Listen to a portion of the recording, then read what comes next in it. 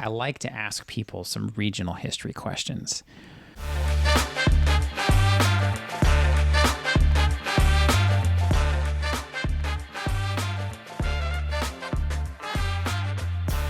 So, because the fun part about doing this virtual type podcast and interview is that we can potentially talk to someone from anywhere. I'm still working on overseas. I was trying to set up something with someone over in England, and the timing is just not great because it's like 1 a.m. there and it's 8:30 here, and I'm still trying to figure it out. But for you, what's some regional history from either when you grew up or now that, let's say me from California, I moved to your neck of the woods in Pennsylvania, and full disclosure, I actually did live with Jen in Pennsylvania for 2 years up in Erie. We lived in Erie.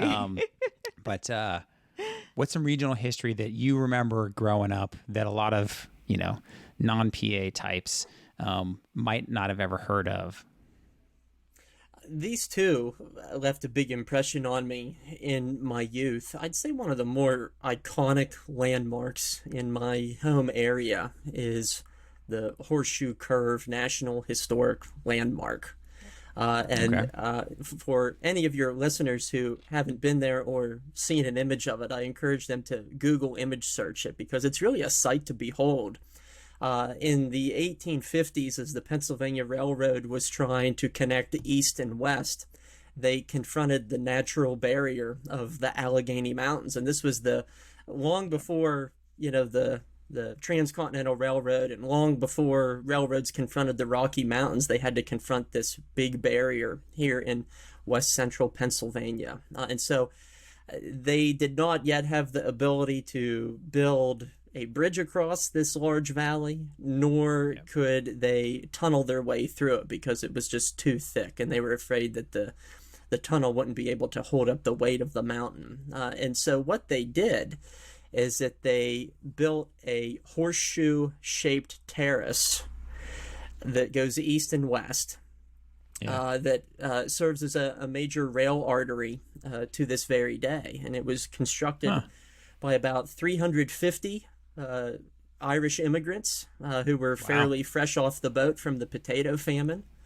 Sure. And it served as a vital rail link up through the 1950s. It still is in many ways, but in 1942, it was targeted by 8 Nazi saboteurs as part of Operation Pastorius.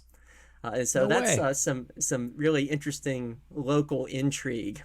And Altoona, where I am now, was built by the Pennsylvania Railroad. And so even to this very day, it's still known as Railroad City. So I would encourage people to take a look at the place because it's still considered one of the great engineering marvels of the Western world. Oh, that's pretty cool. I'm going to have to look at that. I'm surprised that you never told me about that, Jen. You did me wrong. Usually when we go to Penn State, we don't head to Altoona, but I can take you there.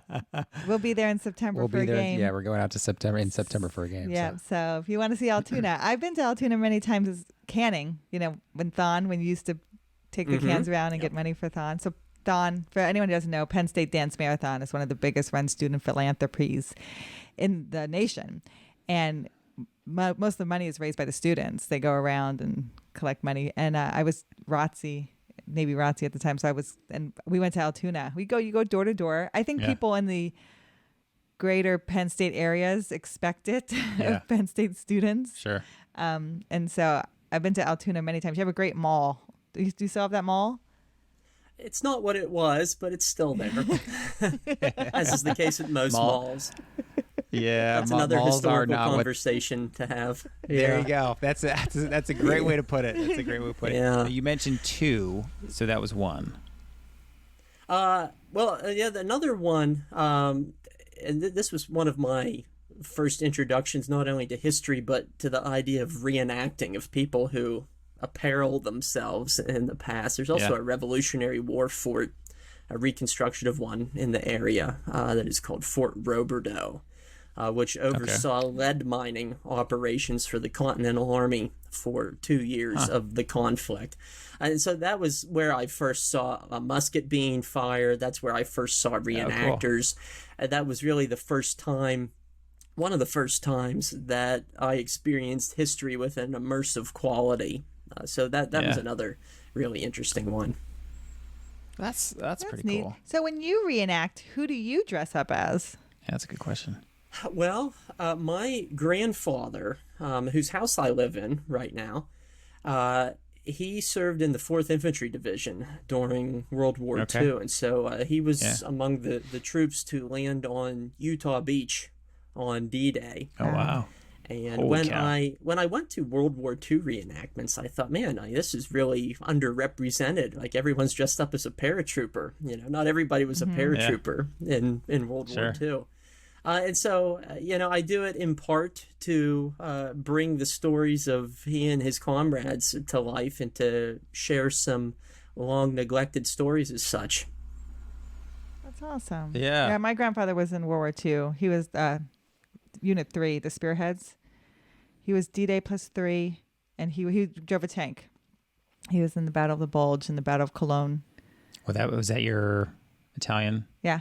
Yeah. Yeah, my Italian grandpa. Yeah, she's got some Italian side. He came over to America and then went back 3 years later to fight for his new countrymen. Yeah. Yeah, so the reenactments is something that I would love to start trying to cover on the channel. Because for us for Walk with History, we try, our kind of thing is going to the location.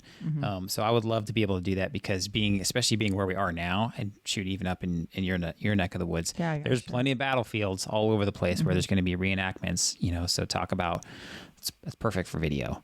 So that's something I would love to try to start doing every now and then, because I think that would just, for me, from the production side, it would just be kind of a fun challenge. And Jen could stand there and be like, this is what they're doing, and this was the battle, and they're doing this accurately, and this is what this side's doing, and this is what that side's doing, and and all that stuff. I think it'd be cool. So Jared, tell me more about what do you teach at Penn State?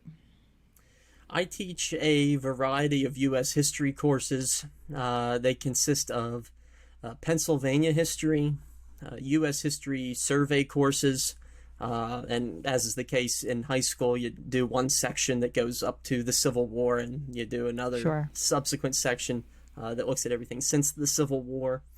I've taught 3 or 4 different classes on the Civil War era, including how slavery and the Civil War have been represented in film. That's a newer class, and so cool. it ties in with my channel very nicely. And absolutely. It's a lot of fun to do. I've taught a class about World War II in the Pacific. I've done another History versus Hollywood class. So I've taught about a dozen different classes in total. That's awesome. Yeah, right on. We just did William Carney from Glory. So William Carney was from Norfolk. Yeah, which is where we are. And so I talk about the movie Glory, how he's not depicted in Glory, but that Morgan Freeman and Denzel Washington play like a version of him. Yeah. The both of them split this one great man, because it takes 2 great actors to play one great man. Yeah. So when it comes to your channel, this is something I'm always curious about, and I've asked a couple of our guests, like, what's one kind of video standout that's either like your favorite or just kind of surprised you either at the response? What's one video on your channel that kind of stands out to you?